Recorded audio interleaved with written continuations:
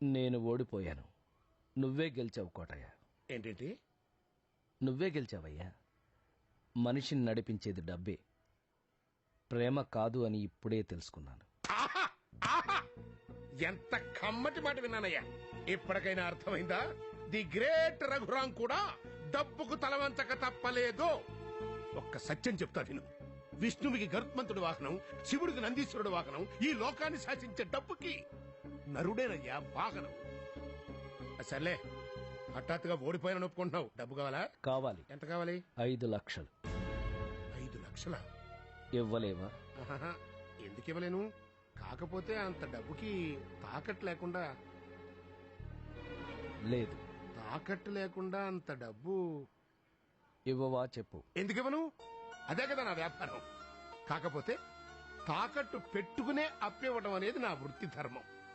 కాని నీకోసం ఆ ధర్మాన్ని కాదని అప్పిస్తా. ఎందుకో తెలుసా? నువ్వు మోసం చేయడం చేతగాని అసమర్థుడివి, మంచితనాన్ని నమ్ముకున్న పిచ్చోడివి. అందుకే ఇస్తా. కూర్చో, తెస్తా.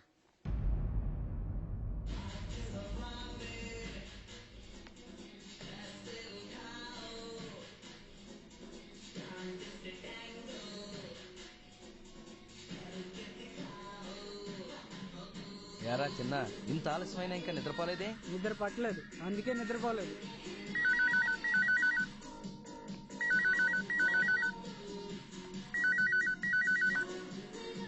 హలో హలో, టీవీ వాల్యూమ్ కొంచెం తగ్గించండి. హలో, నేను రఘురామ్నండి. ఎవరండి?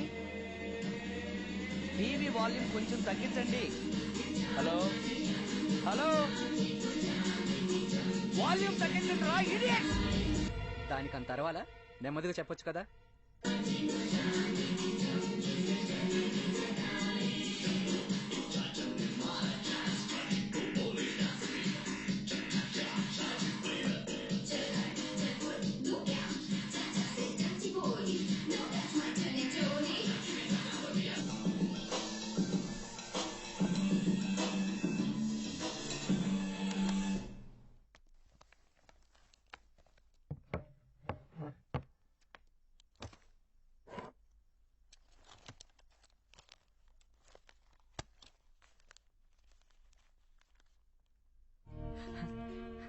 Thank you daddy.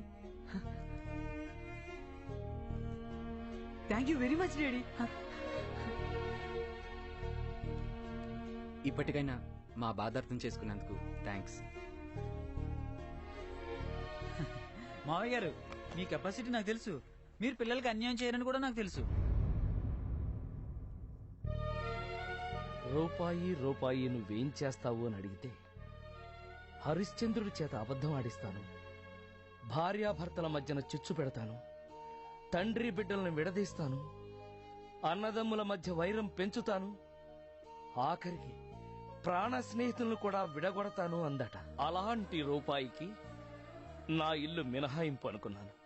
కాని చివరికి అదే రూపాయి నా ఇంట్లో చొరబడి బంధాల్ని కిలోల లెక్కన తూకమేసి అమ్మేస్తుందనుకోలేదు. మీ ప్రవర్తన బాగుపడేలా బాగు చేయాలనుకున్నాను. కానీ మీరు డబ్బుతోనే అన్నీ బాగుపడతాయి, డబ్బుంటేనే అన్నీ బాగుంటాయి, డబ్బుంటేనే మేం బాగుంటామని అన్నారు.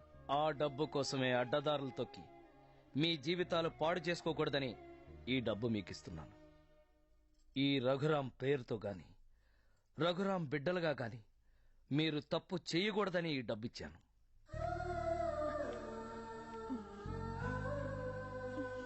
ఇప్పుడు నీకు సంతోషంగా ఉందా?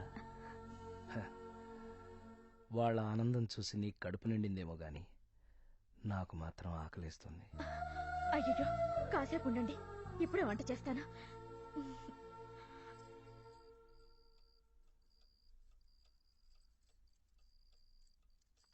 ఏమండి, ఉప్మా రెడీ.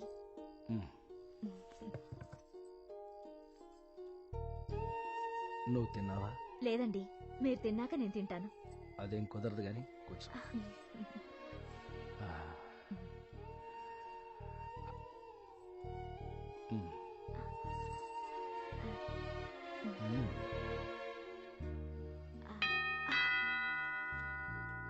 అయ్యయ్యో 1 గంట అయిపోయింది. రోజు మారిపోయిందండి. మళ్ళీ స్నానం చేసి పూజ చేస్తే గాని మనమేమీ ముట్టుకోకూడదు. పైగా తెల్లవారితే శ్రావణ శుక్రవారం. ఏం లేదండి, ఇంకో 2 గంటలు ఆగితే తెల్లారిపోతుంది కదా, అప్పుడు తిందామండి.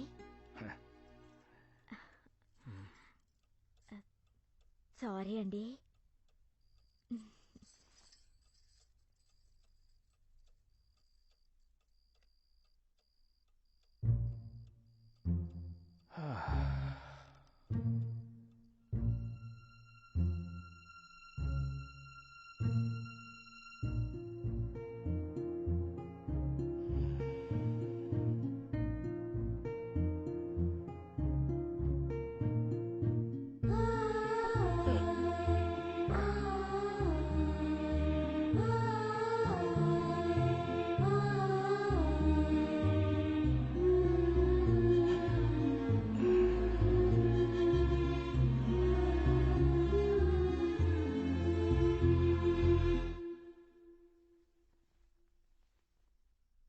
రెండు రోజుల్లో డబ్బు ఏర్పాటు చేస్తే చాలా సంతోషిస్తాం. Thank you daddy, thank you very much daddy. చిచి, మీకంటే పిల్లికి బిచ్చం పెట్టిన కోట నయం. నువ్వు ఓడిపోయానని ఒప్పుకోవాలయ్యా.